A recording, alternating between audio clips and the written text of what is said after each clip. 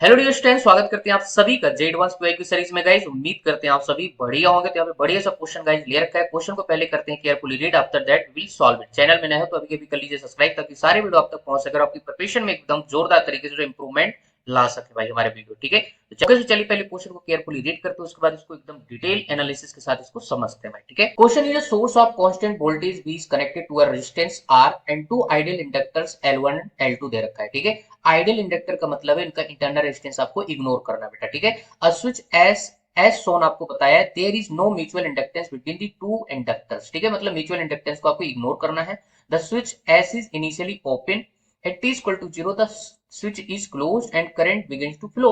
Which of the following option is are correct आपको बताना है। ऑप्शन आपको दे रखे हैं, just to can see guide, and this question is asking JED1 2017। Okay guys, ये आपका क्वेश्चन है। अब चलिए बेटा इसको समझते हैं। ठीक है, so let's begin with the solution wide. ठीक है, अब बेटा यहाँ पे ध्यान से देखो, मेरे पास इंडक्टर है दैट आर आइडियल, इसका मतलब इंटरनल रेजिस्टेंस का जीरो होगा। ठीक है, अब यहाँ पे t इक्वल टू जीरो पे हम क्या करते हैं, स्विच को क्या कर देते हैं अपने यहाँ पे क्लोज कर देते हैं। तो क्या होगा बेटा, देखो इंडक्टर की जो प्रॉपर्टी होती है वो ये है कि भाई t equal to zero time पे कैसे बिहेव करते हो, ओपन सर्किट की तरह बिहेव करते हैं, मतलब इंस्टेंट चेंज का क्या करते हैं अपोज कर दो। तो t इक्वल टू जीरो पे सर्किट पे जो करंट होगा बेटा, अगर यहाँ पे मैं बात करूं at t equal to zero, आया समझ, at t equal to zero हमारे पास सर्किट में करंट क्या आएगा, जीरो। बात समझ आ रही है। अगर मान लो करंट यहाँ से फ्लो करता भी है तो यहाँ पे क्या होगा, इंडक्टर L1 और L2 क्या है, ओपन है, तो यहाँ से क्या है, सर्किट जब ओपन होगा तो करंट कहाँ से जाएगा, जाएगा ही नहीं। ठीक है, तो इसका मतलब ये है कि करंट यहाँ पे क्या होगा, स्टार्टिंग में t इक्वल टू जीरो क्या होगा बेटा, जीरो होगा पहली बार। ठीक है, तो यहाँ पे ऐसा कोई ऑप्शन है क्या, कुछ भी यहाँ पे ऐसा नहीं है। t इक्वल टू जीरो तो करंट थ्रू दी रेजिस्टेंस कितना देर का आ रही है, V/R, जो कि गलत है। ठीक है, तो ये हमारे पास नहीं होगा बेटा। तो यहाँ से हमारे पास फोर्थ ऑप्शन क्या हो जाएगा भाई, इनकरेक्ट हो जाएगा। ठीक है, बचते हैं आपके पास फर्स्ट, सेकंड, थर्ड ऑप्शन। ठीक है, फर्स्ट पहले देखते हैं बेटा, फर्स्ट में क्या बोला था, ratio of the current through L1 L2 is fixed at all times t greater than, यहाँ पे जीरो बोला है, मतलब t इक्वल टू जीरो की बात नहीं कर रहा है, यहाँ पे t ग्रेटर देन जीरो की बात कर रहे हो। तो इसका मतलब यहाँ पे किसी टाइम t पे अगर बात करेंगे बेटा, ठीक है, तो यहाँ पे मान लीजिए करंट कितना आया, यहाँ पे I1 और यहाँ पे कितना आया होगा, I2। ठीक है, यहाँ से जो भी करंट आया होगा तो यहाँ पे क्या होगा, डिवाइड हो जाएगा, क्योंकि पैरेलल में करंट क्या होता है, डिवाइड होता है बेटा। ठीक है, अब देखो बेटा L1 L2 दोनों पैरेलल में जोड़े तो यहाँ पे वोल्टेज दोनों के क्रॉस क्या रहेगा, सेम रहेगा। तो यहाँ पे वोल्टेज यहाँ पे देखो V दे रखा है, तो यहाँ पे कुछ अलग मान लेते हैं हम, VP वगैरह जो है अपन सपोज कर लेते हैं पैरेलल का। ठीक है, तो VP यहाँ पे क्या हो गया, आपके पास वोल्टेज हो गया। अब यहाँ पे क्या होता है, पैरेलल में अगर वोल्टेज सेम है तो VP इक्वल टू कितना होता है, L1 DI1 divided by dt। Clear है, हमारे पास ये हो जाएगा। और इक्वल टू इधर कितना हो जाएगा बेटा, देखो दोनों का आपका सेम है, तो L2 DI2 डिवाइडेड बाई कितना हो जाएगा आपका, dt। क्लियर है, तो ये चीज हमारे पास आ जाएगी। अब हम यहाँ पे क्या करते हैं भाई, देखो इसको आपको इंटीग्रेट करना पड़ेगा और I1 I2 की वैल्यू यहाँ पे निकालना है। ठीक है, तो दोनों साइड क्या कर दो, dt से मल्टीप्लाई कर दो। ठीक है, तो कितना हो जाएगा, Vp dt इक्वल टू हो जाएगा हमारे पास L1 DI1। ठीक है, लिमिट लगा दो जीरो टू टी। ठीक है, लिमिट लगा दो zero to t, equal to इधर कितना हो जाएगा आपके पास, यहाँ पे हो जाएगा L2 DI2। ठीक है, लिमिट जीरो टू टी। बेटा हमने दोनों साइड dt से मल्टीप्लाई कराया है, तो ये बल्ले बल्ले हो गया भाई। ठीक है, तो यहाँ पे साइड में थोड़ा इसको सॉल्व कर लेंगे बेटा, तो ये वैल्यू आपकी क्या है, कांस्टेंट रहने वाली। तुम्हारे पास यहाँ से कितना आ जाएगा, L1 कांस्टेंट है तो बाहर आ जाएगा। ठीक है, इंटीग्रेशन ऑफ DI1 करेंगे तो हमारे पास कितना आएगा, I1 इक्वल टू यहाँ पे कितना हो जाएगा, L2 I2। ठीक है, तो हमारे पास L1 divided by L2 equal to कितना हो जाएगा, I2 डिवाइडेड बाई आपका I1। ठीक है, दैट इक्वल टू आपका क्या रहेगा, कांस्टेंट रहेगा ऑल टाइम। ठीक है, तो ये चीज है, तो यहाँ का इसका मतलब ये होगा फर्स्ट ऑप्शन क्या हो जाएगा बेटा, सही हो जाएगा। ठीक है, तो हमारे पास ये जो रेशियो रहेगा दैट वुड बी कांस्टेंट। ठीक है, सो आई होप इतनी चीज आपको क्लियर हो गई होगी बेटा। नेक्स्ट यहाँ पे क्या बताया, after long time the current through L1 will be, आपको इतना दे रखा है, after long time the current through L2 will be this. ठीक है, तो ये चीज भी देख लेते हैं बेटा। ठीक है, बात कर लेते हैं बेटा, at t tends to infinity, मतलब आफ्टर लॉन्ग टाइम पे यहाँ पे बात करते हैं तो क्या होगा भाई। अब जब आफ्टर लॉन्ग टाइम बात करोगे ना, मतलब वो हो जाएगी स्टेडी स्टेट, और स्टेडी स्टेट में जो इंडक्टर होता है ना, वो जस्ट प्लेन वायर की तरफ बिहेव करता है, मतलब शॉर्ट सर्किट की तरफ बिहेव करेगा। ठीक है, तो अगर यहाँ पे मैं सर्किट बनाऊं बेटा, ध्यान से देखिए, हमारे पास सर्किट क्या बनेगा, ये रहा रेजिस्टेंस।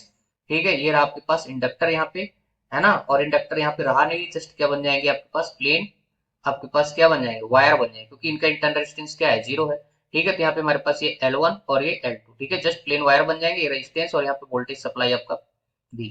ठीक है, ये आफ्टर लॉन्ग टाइम क्या हो जाएगा, सर्किट हो जाएगा बेटा। ध्यान से देखो, यहाँ से करंट मान लो कितना निकला, I निकला। ठीक है, तो यहाँ से करंट क्या है, अगर पैरेलल में है तो यहाँ पे क्या होगा, करंट डिवाइड होगा, तो मान लो यहाँ पे I1 गया और यहाँ पे कितना गया, I2 गया। ठीक है, यहाँ से हमारे पास जो I है दैट इज टोटल करंट, तो इस टोटल करंट की जो वैल्यू आएगी that is equal to V by R. ठीक है, क्योंकि यहाँ पे एक ही रेजिस्टेंस है। ठीक है, तो यहाँ से जो सप्लाई ऑफ करंट होगा, total current that is V by R हो जाएगा। ठीक है, अब नेक्स्ट हमें यहाँ पे I1 और I2 की वैल्यू निकालना है, ठीक है। तो I1 I2 जो होगा कैसे डिवाइड होगा, इनवर्सली प्रोपोर्शनल के फॉर्म में जो डिवाइड होगा कैसे बेटा, ध्यान से देखिए यहाँ पे क्या लिखेंगे, I1 इक्वल टू हमारे पास कितना आ जाएगा, क्लियर है। चाहे तो हम इक्वेशन बना के भी इसको सॉल्व कर सकते हैं, लेकिन मैं यहाँ पे डायरेक्ट लिख रहा हूँ। तो I1 इक्वल टू कितना हो जाएगा आपका, आपका I इंटू कितना हो जाएगा, इंडक्टेंस अगर निकालो बेटा तो इंडक्टेंस इनवर्सली प्रोपोर्शनल बोले तो सामने वाले के यहाँ पे L2 आएगा और डिवाइडेड भी क्या हो जाएगा L1 प्लस L2, क्लियर है, ये हो जाएगा I1। तो अब यहाँ पे I1 अगर और अच्छे से लिखो तो I की वैल्यू कितनी है, V बाई आर, ठीक है। और यहाँ पे कितना हो जाएगा L2 divided by L1 plus L2, ठीक है। ये मेरे पास कितनी किसकी वैल्यू हो जाएगी, I1 की वैल्यू हो जाएगी भाई, ठीक है। नेक्स्ट अगर यहाँ पे I2 निकाले तो I2 इक्वल टू कितना हो जाएगा, टोटल करंट I इंटू आपके पास कितना हो जाएगा यहाँ पे L1 divided by L1 plus L2, ठीक है। तो आपके पास I2 इक्वल टू हो जाएगा V divided by R multiply L1 divided by L1 plus L2, ठीक है। ये चीज यहाँ से निकल के आ जाएगी, आया सुन। आप चाहो तो यहाँ से ऐसे भी कर सकते हो, टोटल करंट कितना आया I that is equal to I1 plus I2, ठीक है। नेक्स्ट हमारे पास L equivalent in case of parallel combination, तो वैसा ही होता है जैसा रेजिस्टेंस का पैरेलल कॉम्बिनेशन होता है। तो दो यहाँ पे आपके पास लगे हुए हैं इंडक्टर, तो इनका जो L इक्विवेलेंट आ जाएगा that is L1 L2 divided by L1 plus L2, ठीक है। तो ये चीज यहाँ पे आप देख सकते हो बेटा, ठीक है। तो ये हमारे पास I1 हो जाएगा that is current through L1 and I2 that is the current through आपके पास L2। तो ये आपके पास इनवर्सली प्रोपोर्शनल के फॉर्म में करंट डिवाइड हो जाएगा, ठीक है। तो देख लेते हैं बेटा यहाँ पे आपके option, okay guys. Just you can see guys, आपके पास सेकंड भी आपके पास सही है और आपका थर्ड भी सही है, ठीक है। आपका L1 से करंट जाने वाला L2 divided by L1 plus L2, क्योंकि ये फैक्टर तो आपके कॉमन रहेंगे बेटा, और साथ में यहाँ पे L2 से जाने वाला current L1 divided by L1 plus L2, ठीक है। तो ये भी आपका सही है। तो इसका मतलब आपके पास जो ऑप्शन जाएंगे दैट इज आपके पास कौन कौन से सही हो जाएंगे, फर्स्ट सेकंड और थर्ड, ठीक है। और फोर्थ ऑप्शन क्या हो जाएगा आपका, रॉन्ग हो जाएगा, ठीक है। तो ये था इस क्वेश्चन का सोल्यूशन भाई। आई होप आपको सारे कॉन्सेप्ट अच्छे से क्लियर हो गए होंगे, क्लियर है, सारी चीजें आपको समझ आई होंगी, इसके पीछे का कॉन्सेप्ट आपको क्लियर कट समझ आया होगा। और जेई एडवांस के क्वेश्चन तुम तभी कर सकते हो जब तुम्हें प्रॉपर तरीके से सारे सर्किट का जो है नॉलेज हो, इंडक्टर कैपेसिटर है ना, इन सब चीजों का जो है अच्छा खासा आपको नॉलेज है, पकड़ है, तभी जो है इस टाइप के क्वेश्चन आप टैकल कर सकते हो, ठीक है, ठीक है। क्योंकि एक जेई एडवांस का क्वेश्चन तुझे बहुत सारे कॉन्सेप्ट सिखा के जाता है बेटा, ठीक है। तो ये पावर है भाई जेई एडवांस की, ठीक है। तो गाइस चलिए मिलते हैं फिर आपको नेक्स्ट वीडियो, तब तक के लिए थैंक यू, गुड लक। आपका वीडियो अच्छा लगे तो लाइक करना, चैनल को सब्सक्राइब जरूर कर देना, ताकि सारे वीडियो आप तक पहुंच सके और आपकी प्रिपरेशन हमारे वीडियो हेल्प कर सके भाई, ठीक है। चलिए बेटा, तो मिलते हैं फिर आपको नेक्स्ट वीडियो, तब तक के लिए thank you, good luck to all.